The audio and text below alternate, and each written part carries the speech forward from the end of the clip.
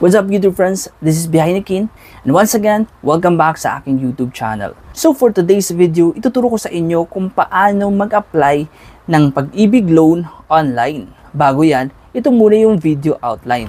Una, syempre dapat nyo malaman ano nga ba yung requirements para makapag-process ka ng iyong pag-ibig loan online. Sa next part ng ating video ay tuturo ko sa inyo yung actual process kung paano mag-apply ng iyong pag-ibig loan online. Kasi actual mismo to or ako mismo yung nag-file ng loan.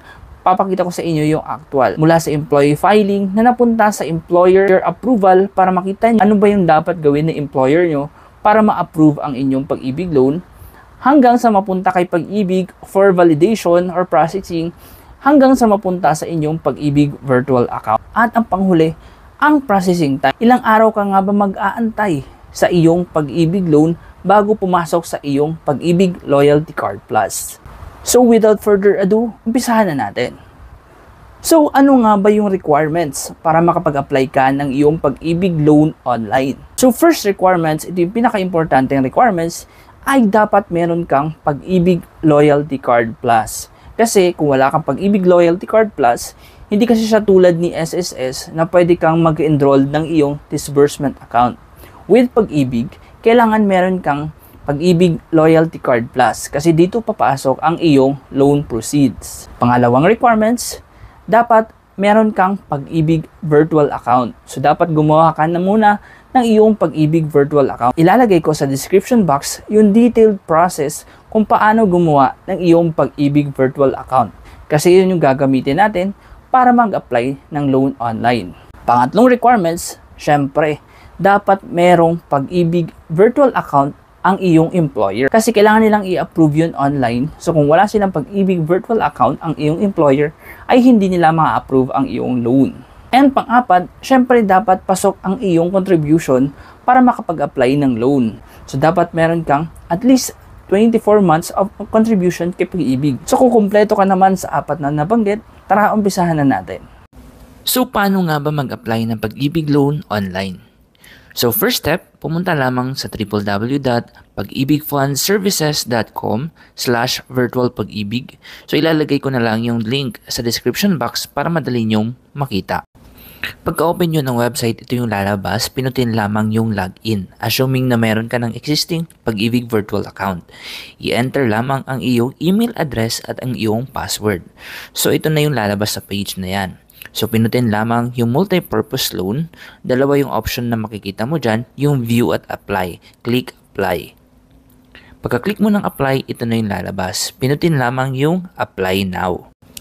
Pag nagpindot ka ng apply now at ito yung lalabas, ibig sabihin nun ay wala kang Pag-ibig Loyalty Card Plus. So kailangan mo munang kumuha bago ka makapag-apply online.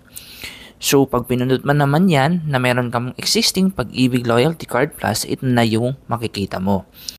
So, sa page na to, makikita mo yung total savings mo kay Pag-ibig, number of contribution mo na nahulog na, at yung 80% na pwede mong ma-apply as loan. So, makikita mo rin dito yung existing loan mo kung meron kang existing balance sa yung Calamity Loan or MPL dahil yun ay ibabawas sa yung Pag-ibig current loan. So dito makikita mo rin yung maximum loanable amount mo kay Pag-ibig. So dito naman, ang next step na gagawin mo is i-select mo kung ano yung purpose or loan purpose or ano yung panggagamitan mo, bakit ka maglo-loan. So maraming options dyan. So kahit ano dyan pwede mong i-select kung ano yung reason. Dito naman sa loan term, so kung makikita nyo dyan, may 2 years to pay or 3 years to pay. So hindi advisable yung 3 years to pay kasi masyadong matagal at malaki yung interest. So ang advisable dyan is 2 years loan term lamang.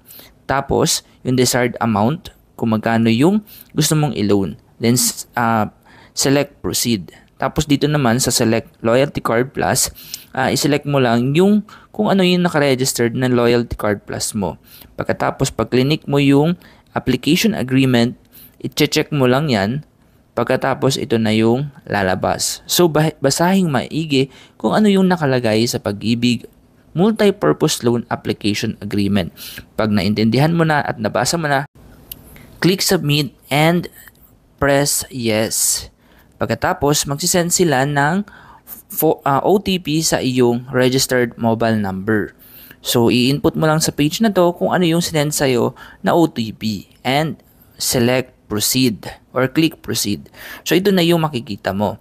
So, nakalagay dyan pending, awaiting for employer's approval. So, ito naman yung option na makikita ng iyong employer once na nag-loan ka na. Sa kanilang employer virtual account, i-click lamang nila yung login. Pagkatapos, ito yung option na makikita nila, yung certify or view. So, ito yung employer viewing. So, ito, napunta na kay employer ko ang aking loan application. So, ayan, May 2 na-apply. Magkano yung loan amount and monthly amortization. So, dalawa lang yung option na pwedeng gawin ng iyong mga employer.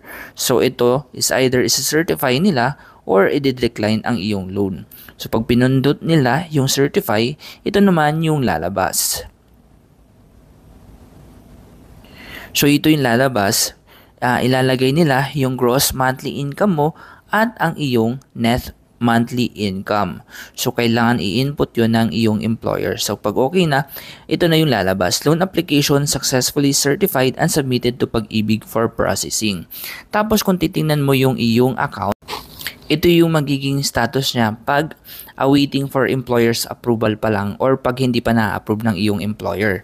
Ito naman, pag na-approve na ng iyong employer, ang next step ay mapupunta naman sa Pag-ibig loan verification.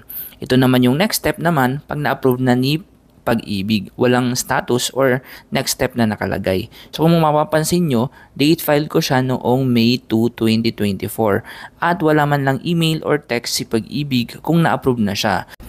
At paano mo naman ma-check yung status ng Pag-ibig loan online mo?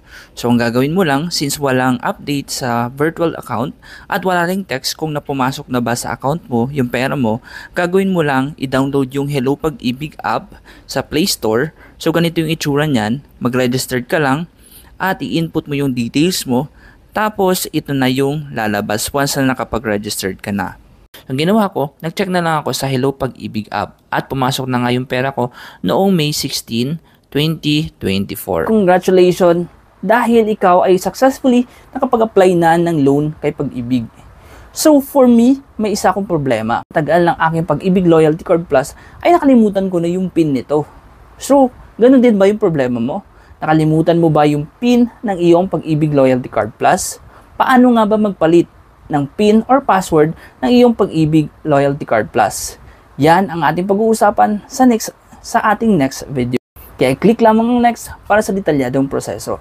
Pero kung bago ka lang sa aking YouTube channel, this is Biyahe ni Kin, your to-go HR vlogger. So gumagawa ako ng informative videos gaya na lamang nito, mga government mandated benefits at iba pa. Kaya huwag kalimutan mag-like, comment down below at mag-subscribe para maging updated ka sa aking YouTube channel.